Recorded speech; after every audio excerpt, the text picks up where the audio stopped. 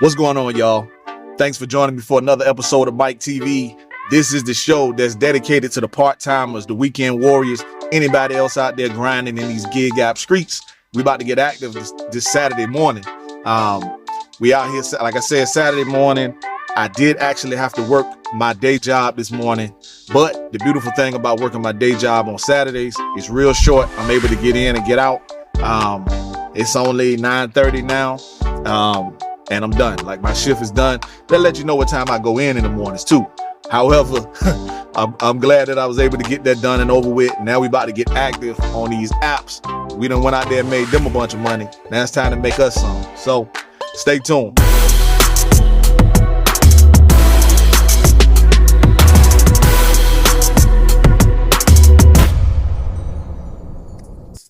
So what we're doing right now, I'm gonna head back over to my home area, because typically, on Saturdays, it don't really matter to me where the orders are at. I'll go get them.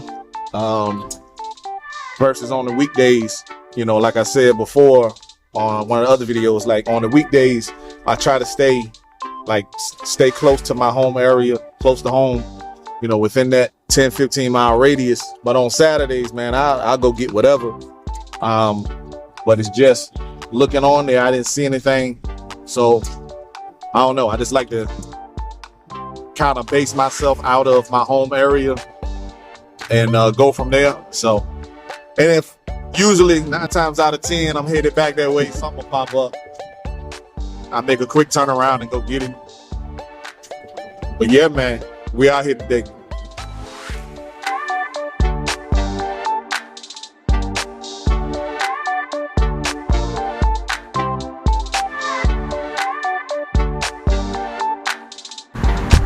So just as I had suspected, on the way back to the home area, a pretty good order came up for Spark. So we head now to Walmart to pick up this order, and I'll let y'all know the details when I get there. All right, so we made it to Walmart here, picking up the first order of the day. It is going about 8 miles, and it's only 2 drop-offs. 8 miles. We're going to be making $45.66. So that's a great order for Spark. Because typically, like I said before, they orders like this stop around 2 in the evening. They start giving you like 35 stops for this price. So two stops, perfect. I take it every time. About to get loaded up. Oh yeah. Forgot to mention to y'all, this is that same Walmart that I was at last time that never bought the order out. I had to cancel.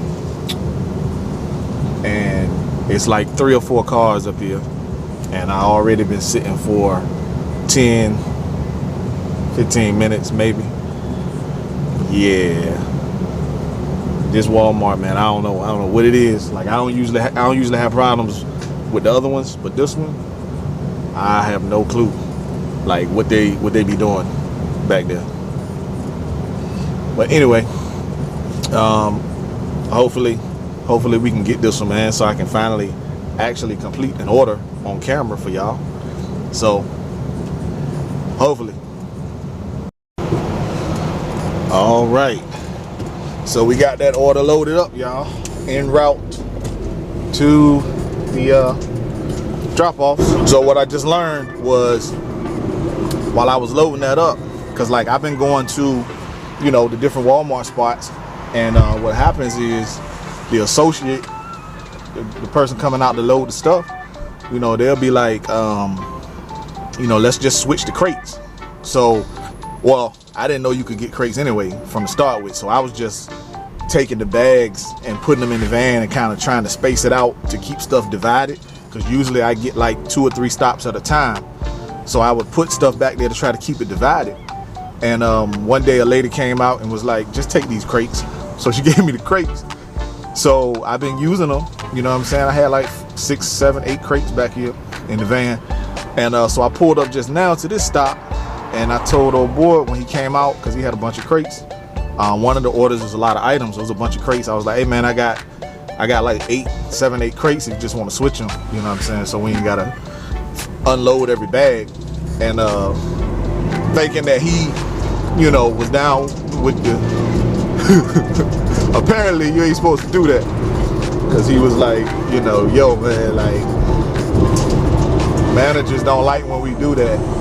You know, they'll come give you a talking to if they see you with those blue Walmart crates in your van. And I was like, oh man, like I didn't know, bro. I wasn't trying to get you in trouble or nothing, man. But he went ahead and gave it to me still.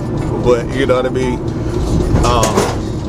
Didn't know that. So passing that along to y'all. You're not supposed to have the Walmart crates in your van. If a manager sees you, well, what he said was be careful with that. You know what I'm saying? Because if a manager sees you, they're gonna have a problem with it. And that may just be at that location. You know, could be that it's just at that location, because I've never heard that nowhere else. I always trade them out. So anyway, on the way to the drop off, 5 miles to the first drop off. Made it to the drop off, y'all. It looked like this one getting ready to be kind of difficult. Well, not difficult, but these apartment buildings, man, sometimes in the downtown area is like, you pull up like, what am I supposed to do? So after I found somewhere to park that's nowhere near the building, I got to leave in security door and ring for the customer. That seems simple enough to do, right? Be right back. Put y'all on game real quick. What I normally do when I got these crates like this, I stack them up on my furniture dolly like that, so I can roll majority of this stuff in. I still got a few more crates, but I'll make a second trip. All right, that's it. Got that one done. It wasn't as bad as I thought. However, there was a little, could have been a hiccup, I'm not sure, but Walmart gonna have to deal with that on their end, because the instructions, the delivery instructions told me to leave the stuff in the like security door and ring the bell for the customer. And that's what I was doing. And then another driver for another apartment pulled up and was taking some stuff actually upstairs to a customer. And she came back down and told me, she's like, are you delivering to, you know, number 4? I was like, yeah. She was like, yeah, they upstairs waiting for you to bring it up. I'm like, huh? Nah, my instructions said to leave it right here. So guess what your boy did? Follow the instructions. It was a lot of stuff too. I was not about, I had finished unloading it when she said that. I was not about to pick all that stuff back up and take it up the steps. No way. Like, Walmart's got to change the instructions and make sure the instructions are accurate on these orders. So customers now looking at, you know, the drivers like, why you didn't bring my stuff to the door? Because your instructions didn't say to bring it to the door. Your instructions said to leave it outside and ring the bell. So don't know if that's gonna be an issue, but that's not my issue. That's on Spark to make sure their instructions are correct on the accounts. But anywho, off to the next stop, the next drop, 6 minutes away. Then we'll be done with this order. All right, you guys, that's the end of that order. That actually took me a little bit longer than I wanted it to, just because all the both orders was at apartment complexes. A little bit of confusion about where to go and all that kind of stuff. So, you know, I got that order at 9:45, and it's right at 11 o'clock right now. So it took me like an hour and 15 minutes to complete that order. But I mean, it's $45. So do your job pay you $45 an hour? Mine don't. So not bad. So I'm gonna see what other kind of trouble I can get into before I wrap it up for the day, because usually my goal is 50 a day. On the weekends, of course, more because I got more time. However, my son does have an appointment at 12, and I might have to break off and go do that. Now, his appointment, the good thing about these gig apps is, his appointment is in Chesapeake, which is another city over. Not that far. All our cities are close together. They lap over each other if you're not from around here. But the good thing about it is, no matter where you go, you can always work. So if I take him there to his appointment, I can still work in that area while he's doing what he's got to do. So yeah, let's see what other kind of trouble we can get into today.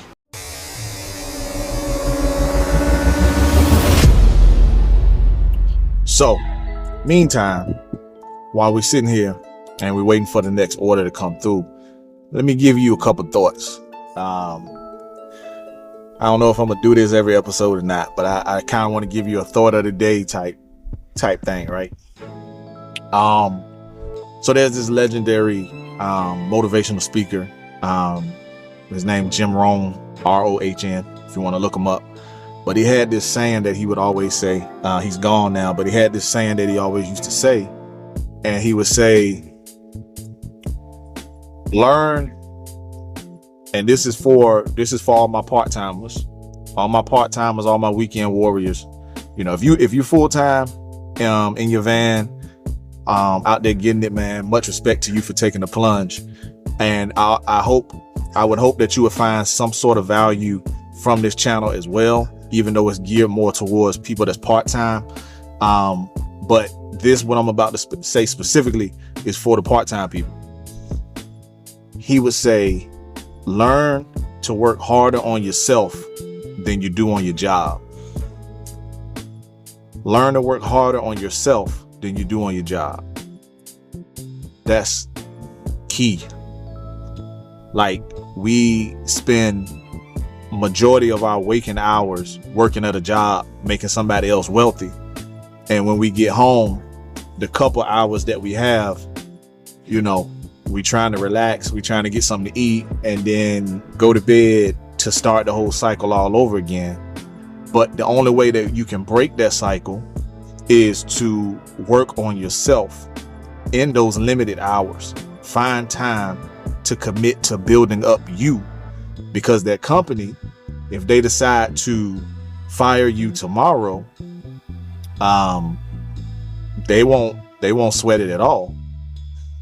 They can get rid of you tomorrow, but the skills and your talent and your knowledge and everything that you acquire to build up you, nobody can ever take. So you can't just come home, like I said, and run to your comforts to try to get a little bit of relief before you go back to work the next day. And I ain't judging nobody, because I'm guilty of the same thing sometimes. Sometimes when, I don't feel like going out there, I don't feel like coming out here getting these orders, I'm like, man, I just need to rest. Like I said, I work 13 today, I work 14, I work 12, whatever it may be. And I don't go home and work on myself. I don't look at my dreams. You should be looking at your dreams. You should be doing at least one thing to help you get closer, to where you want to be. And not allowing your job to steal all of your time and energy and focus. You know what I mean? Because it takes energy and focus to even do all of that. So, that's what I would say for all my part-timers, all my weekend warriors, man. Work on yourself harder than you work on your job.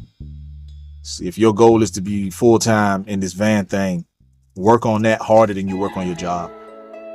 And I ain't saying don't work hard on your job, but treat this as if it's more important than your job, just as or more than. And see if you can't turn that thing around. And we're doing it together. So as you progress, I do too. And that's how we gonna carry it. So every step of the journey, you know what I mean? All right. All that said, we got another order just came up. Got a roadie for at home. which is actually in the city that I was in Chesapeake, where I was talking about taking my son to. But actually, I got my wife to do it, so I might see her on the way over there. But what's gonna happen is we're gonna pick up from at home, and we're gonna take it 13 miles for another $42. So, en route there now, and I'll let y'all know when I get there.